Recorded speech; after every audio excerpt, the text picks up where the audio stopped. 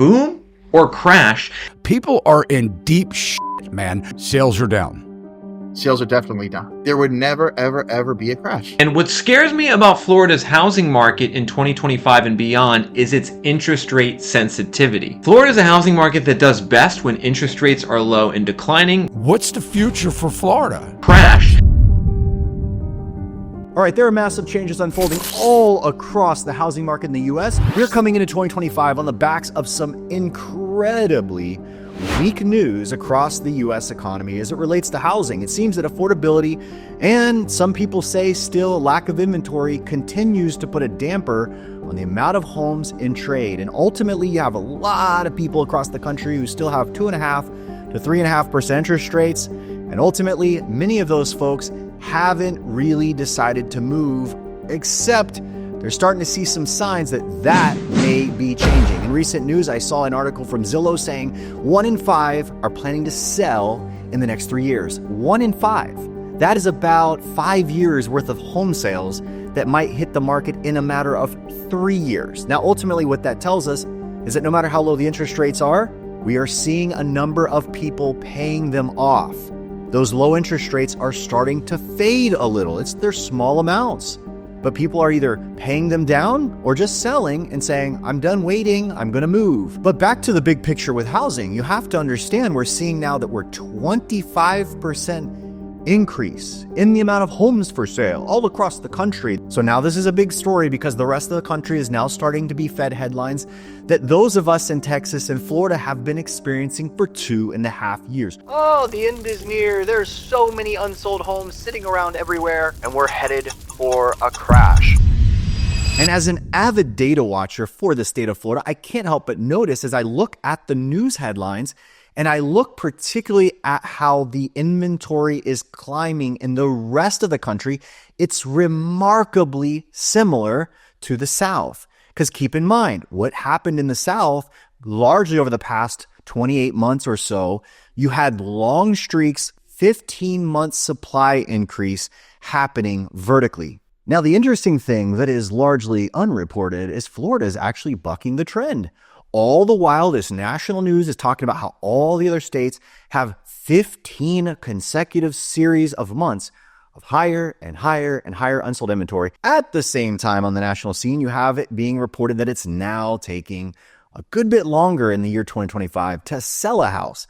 And you have to think about this in context of Florida. Let me give you just a brief sample, a combination of which probably has more than 1.5 million views on the doom cycle for just how bad it is here in Florida. And on the backdrop of that, of what's going on in the national picture, look at this little tasty collage of just what has been put on the doom cycle of YouTube as it relates to how Florida is doing. Because you have to understand the backdrop of all the news, the macro view, when you look at Florida. Because if you don't, you will miss the big picture.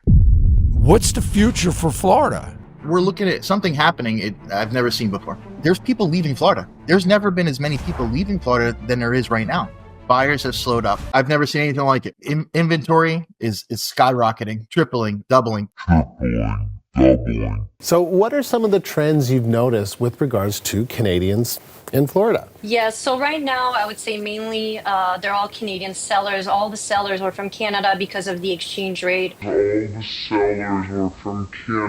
Home prices are now officially dropping in the state of Florida. And what scares me about Florida's housing market in 2025 and beyond is its interest rate sensitivity. Florida is a housing market that does best when interest rates are low and declining. So we're literally coming off one of the worst years for Florida migration in history, which explains why home prices are starting to drop. If we go all the way back to the last time we had a housing bubble in Florida in 2006, 2007, the crash ended up being really bad.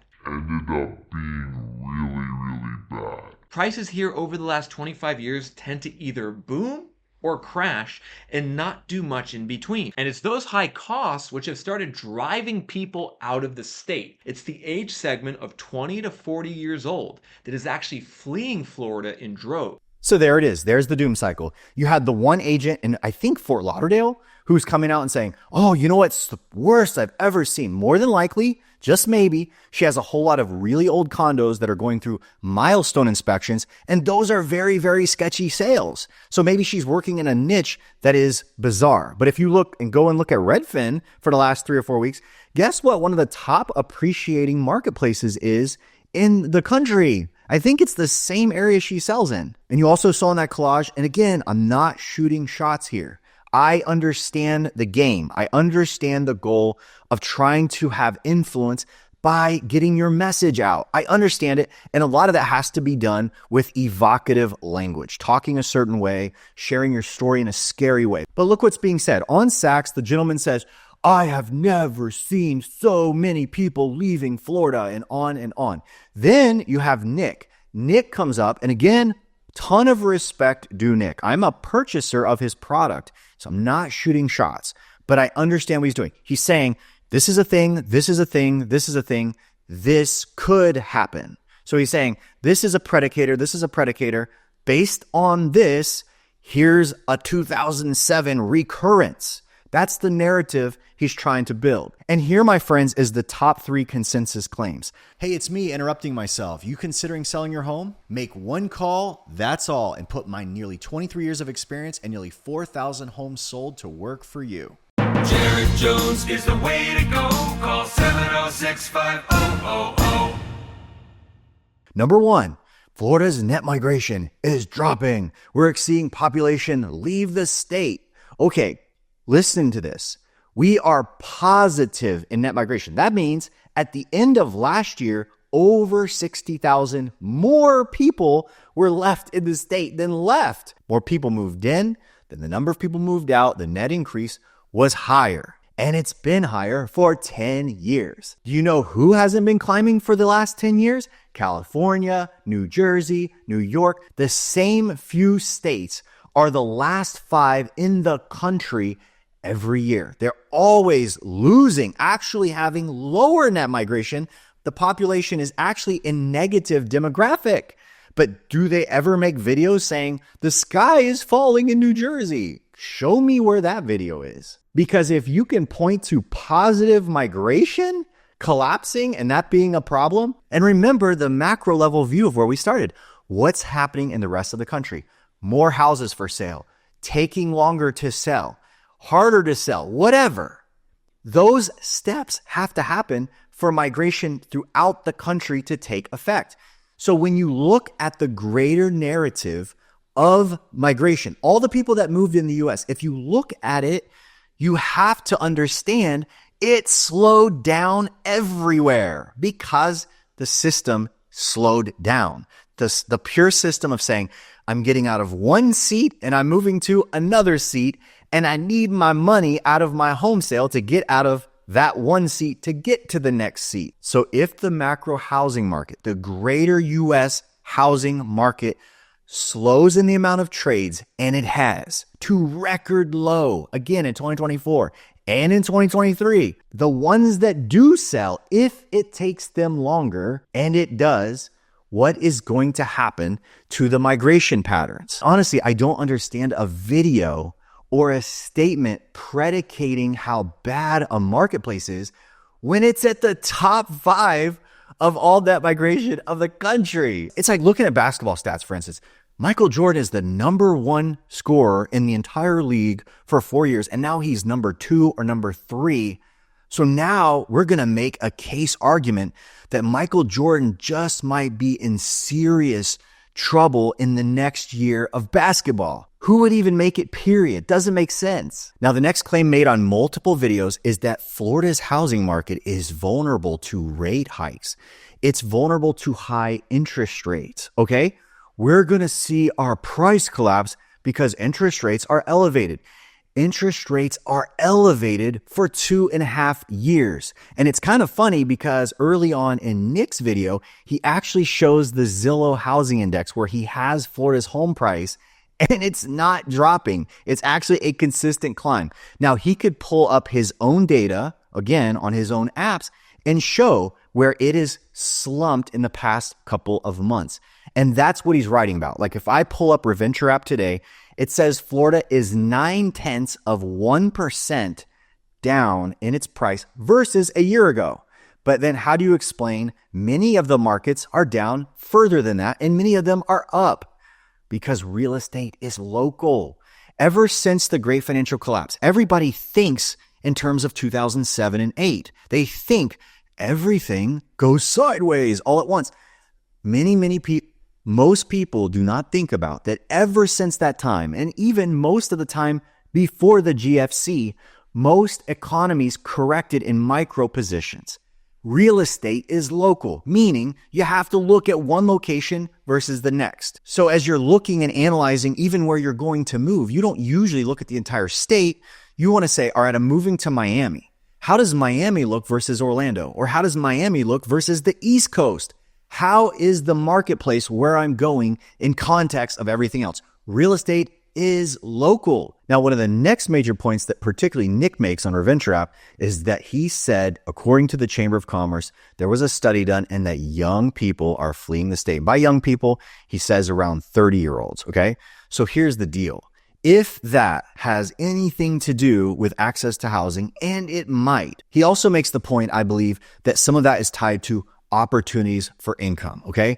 Here's the deal. Florida is a very, very, very transient state. We have enormous relocation demand, okay? So there's a whole lot of positions that open up in Florida that move people in and out on a consistent basis. I experienced that.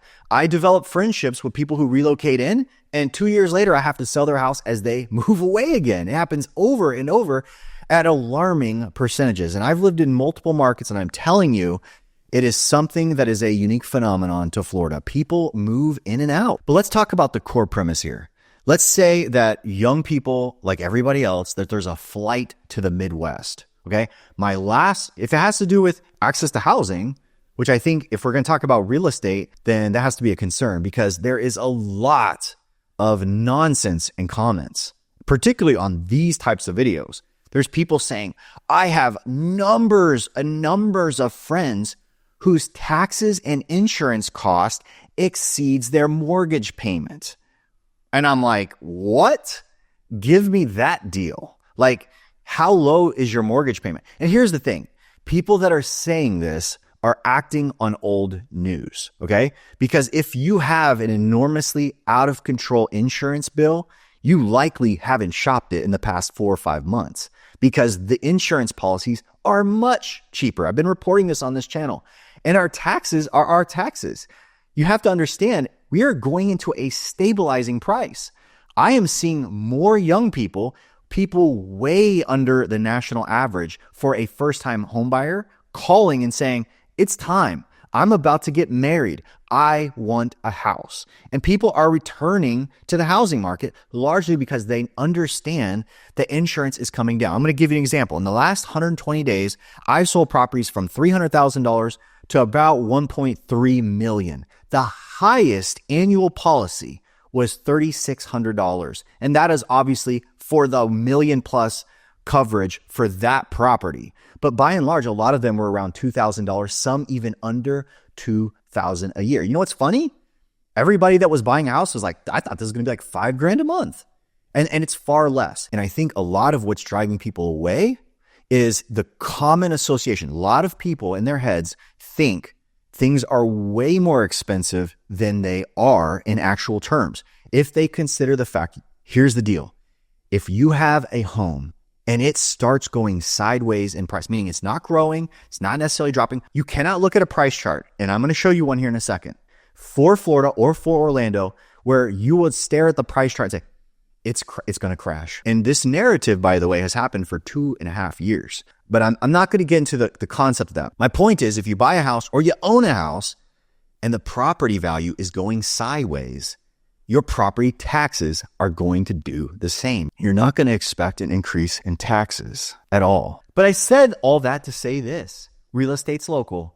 And I think when you look at the Orlando data, you're going to be like, oh my gosh, like that is fascinating. And I'm going to even show you some points about Florida. But my goal here is largely to educate those that are concerned about Orlando. If you're looking to buy here, you're looking to sell here, let's dive in. I'm going to show you exactly on the most recent data we have from the Florida Association of Realtors on all transactions tracked through the multiple listing service.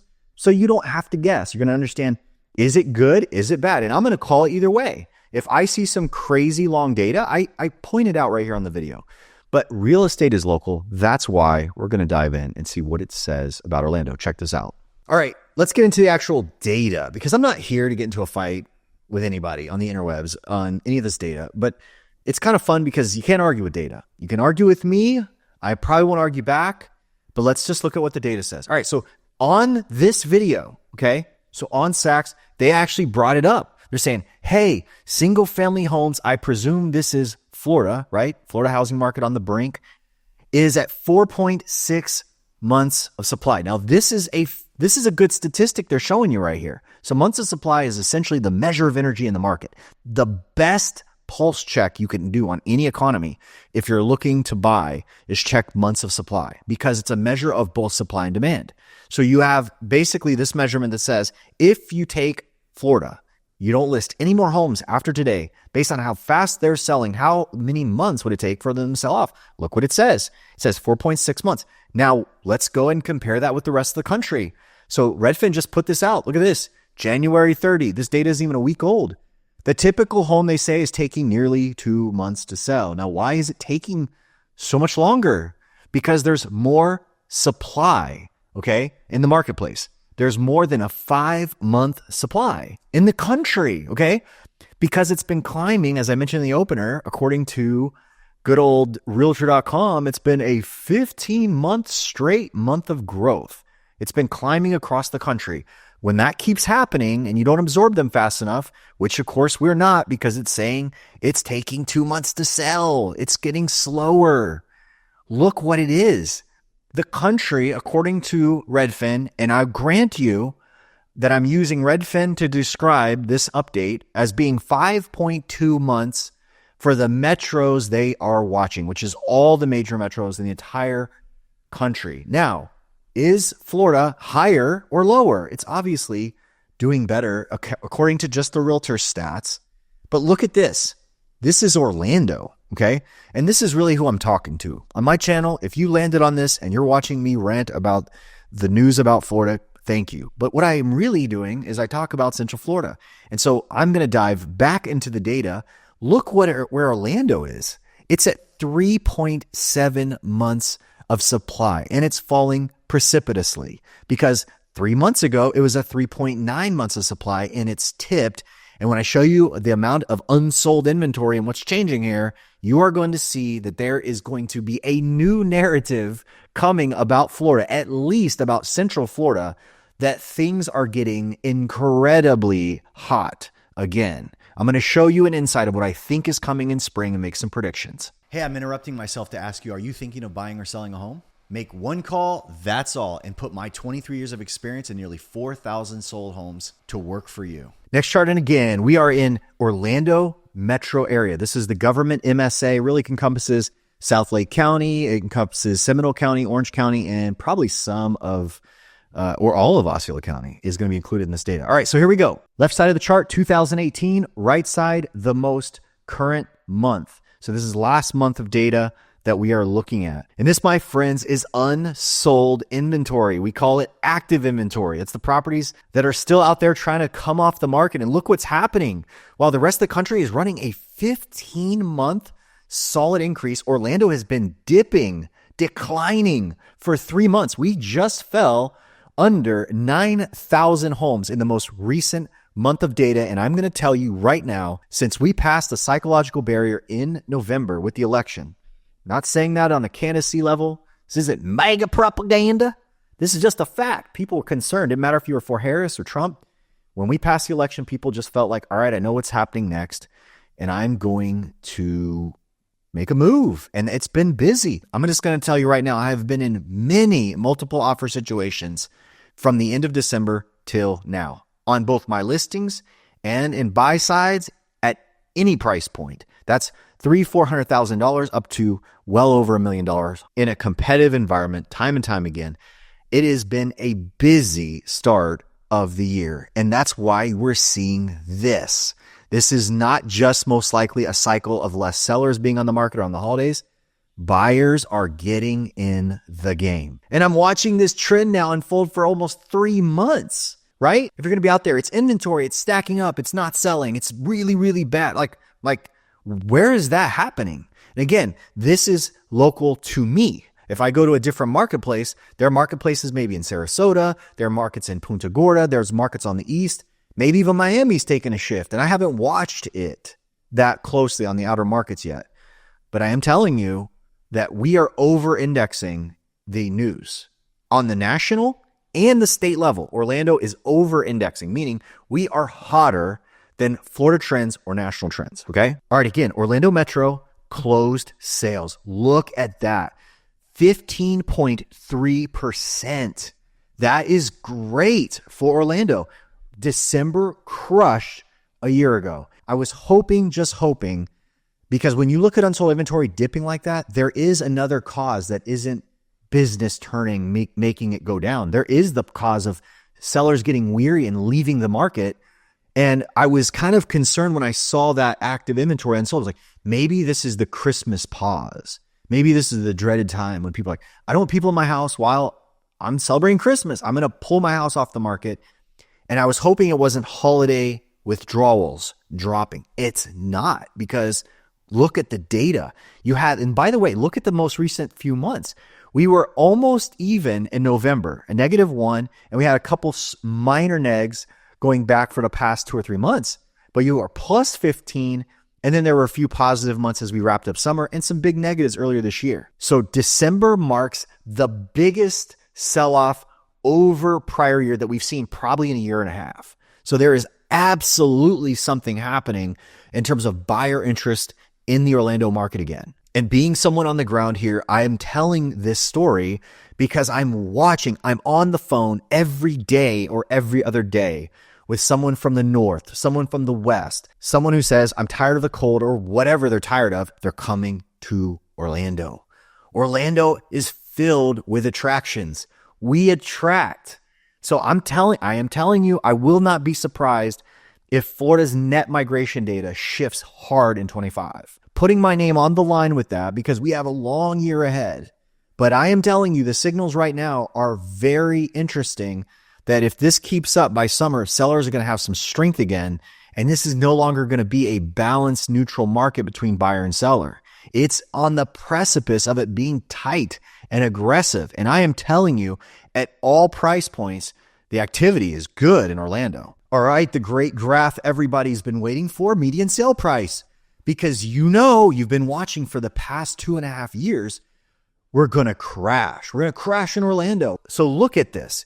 If you largely step back and you look at where the end of this run up in price was, it was right here. So you see this is a monumental increase in a matter of 2 years' time. But right here, there's the stall. This is the stall out. You already know what I'm going to say. The interest rate shot up from 3% to 7.5%, almost 8% here in 2022. And this was where everybody was like, it's over. And a lot of us, like even me through this stretch right here, whereas declining for like 6 months, we're like holding our breath to see what happened next. But look where we are. Look at summer. So we peaked around 450 in summer. We have a seasonal softness every year. If you look at the graphs of our sell-off, of what people net, it's now about 1% off for our lowest month of the year. Look at last month in November, it was as strong as it was at the peak of the entire year. Also, look where we were last January. So we're ending December at 445. We started the year about 5% different position going into 2024. Now, this is the point I really want to make, okay? Because there's a lot of marketplaces that when they peaked here around 430, they're now negative that. In fact, I'll show you Florida here in a second, but our peak was 430. Right now, in all likelihood, we're going to see another 450, maybe 460, 465 in the summer of 2025. If things hold, it could be even higher than that. It is on a tear as we go into the spring months. But I'm not here to say that as an investment asset, houses, it's killing it. But I also don't think you want to say it's crashing, because it's not. It's just flat. That's all there is to it. And honestly, you don't buy a house from the aspect of like, I'm going to buy a house because I want to make 10% in the next year. It isn't there. Okay. We already know that. I'm not here to say that that's going to happen. I think if anything, it's going to be flat for a while because gentlemen like Nick at ReVenture said we are 25% overvalued. Okay. Remember, and I bet you if you looked at his data 2 years ago, his data said, and I'm not knocking the data. I think his data is built on some actual fundamentals of the market. It's not fraud data, but I'm saying we haven't grown in appreciation in 2.5 years. We have been flat. And guess what? Florida over a 50-year average grows by 5.4% per year. Okay, so we grow by 5.4 on a typical year, but by 2.5 years, we've done literally nothing when we should have done 13 or 14% in price growth according to a 50-year history. That means if you stayed flat when you should have done 13%, you corrected. That's a correction. You can correct by staying flat when you're supposed to gain 5.4%. And if you stay flat, you underperform by 5% every single year. And essentially what's going to happen? Next year, Nick will jump on his channel and say, well, we're overvalued by 15%. Why? Because incomes might grow a little. If the economy stays healthy, things of that nature, empower, enhance buying power at the same time, maybe interest rates soften.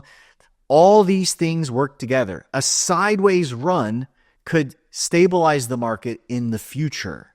Okay, I'm not going to buy a house because it could crash sideways. I'm not going to make whatever.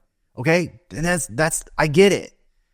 You know, if you have a long-term plan and the market doesn't gain or drop, do you just choose to rent in that economy? I can't argue with you on that. That's your life. But there's a lot of people that say, I'm tired of waiting because it's just sliding sideways and they're getting back in the market. And ultimately, the rest of the people that are in housing, the duress rate is low. The amount of people that are in some serious delinquency on their house is still like below pre-pandemic. Gotta find fire to find smoke. Okay, let's look at Florida, by the way. Let's look at Florida's price because Florida is definitely, for sure, for reals, is crashing right now all around us. All right, my friends. Again, you are staring at a crash. Look at the peak. Florida's peak was 420,000. Where are they now? 415,000. Okay, so quick math. I think we're dealing with right over 1% in a difference in median sale price. And look how it's bumping straight sideways.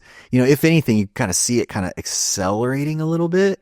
And I wouldn't be surprised if you see price strengthen. But honestly, what is the prediction here? Flat. It's going to be flat.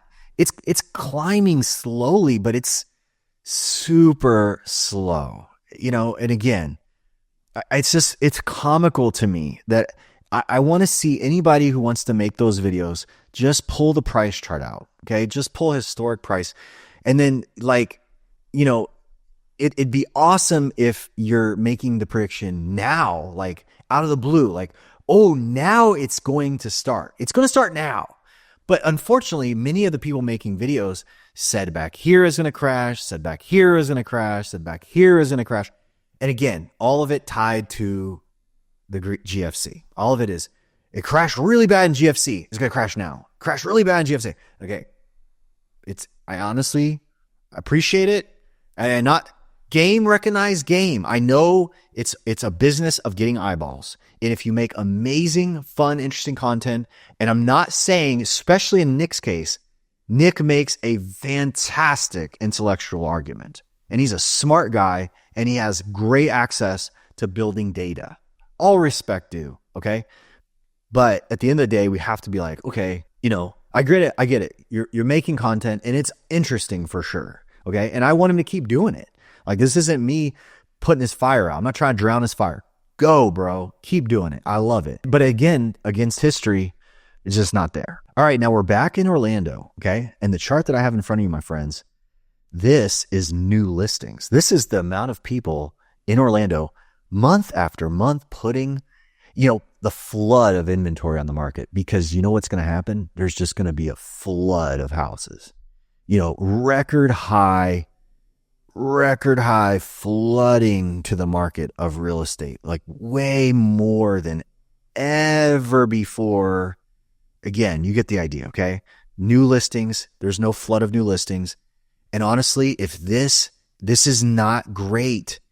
The inventory, as you know, is tightening up. I just showed you the graph. Unsold inventory is tightening up 3 months straight. So I don't care what's happening anywhere else. I'm talking about Orlando. And this is one of the lowest months of supply of people bringing homes. And again, this is where it seasonally falls. But look at the last one. See December 20, see December 19, the lowest month of homes hitting the market. And hopefully this is not a predictor of things to come, because it's really like dead even with last year. Okay. Negative 1%. Okay. Look at the last 3 months. Down 2%, down 2.5%, flat, up 8%, up 11%. So we had some big months in spring. Look at this. Spring was really strong in amount of supply going into summer against prior year. But the last half of the year, anemic again. And there's buyers wanting them in Orlando. Obviously, how do you explain the drop in inventory? Because there's just an even amount. We're kind of competing with last year, and amount of sellers are coming to market and activity there. And the actual static inventory is falling. Number next, new pending sales. This is the activity of homes going under contract, gives us a future indication of our sell-off. Now look at this. Why was December such a big volume month for closings? Because in September, 11% more buyers put homes under contract. In October, we had a hurricane come through. It was down 3.9. Then November, election month, 12% bump in the amount of pendings. Then at Christmas season, it was a little softer. And they're all, by the way, remember, there was less listings. There was people not putting homes in the market for a series of 4 months. So you got to understand, when you have a 4-month run of this aggressive buyers going after what's out there, and then at the same exact time, you have less sellers saying, here's fresh meat. Here's something cool to look at. Here's something that hasn't been picked over. Here's a new one that you haven't seen yet. When that starts diminishing, it can affect your transaction volume, because buyers are sitting there like, I want to buy something, but it's not there. So this is an interesting reality right here. This tells me with these last 2 months looking like this, January is going to be decent. I think you're going to see a decent January print. It's going to be coming out here in 20 days. So National Association of Realtors releases their data a little bit late. As soon as it comes out, I'll be updating you on that. But I'm just going to tell you, month of supply, look for the update when we get into February and March. If things maintain, you are going to see a bit of more an aggressive spring. If you're a seller sitting on the sidelines in Florida, you got a very healthy market to jump into. Again, case by case, right? You have a really old condominium, 3 floors or higher, around the 30-year mark. You get what I'm saying? Those are going to be a little tricky to sell no matter what. That inventory is always going to be higher. But if you got something that's in demand, you got something right down the pipe in Orlando, honestly, like the market from anywhere from 400,000 to 2 million, 1.5, 1.7. It's turning over, baby. Like, it is a busy, busy world. And I'm happy to be a part of it. And if I can help you with it, definitely let me know. If you're in the Central Florida area and you're looking for a great church, I'd love for you to join me at the Grove Bible Chapel. Just visit joinmeatthegrove.com for full details. When the housing market feels complicated, you need an expert by your side to make it simple and easy. Make one call, that's all, and put my 23 years of experience and nearly 4,000 homes sold to work for you. Jared Jones is the way to go. Call 706-5000.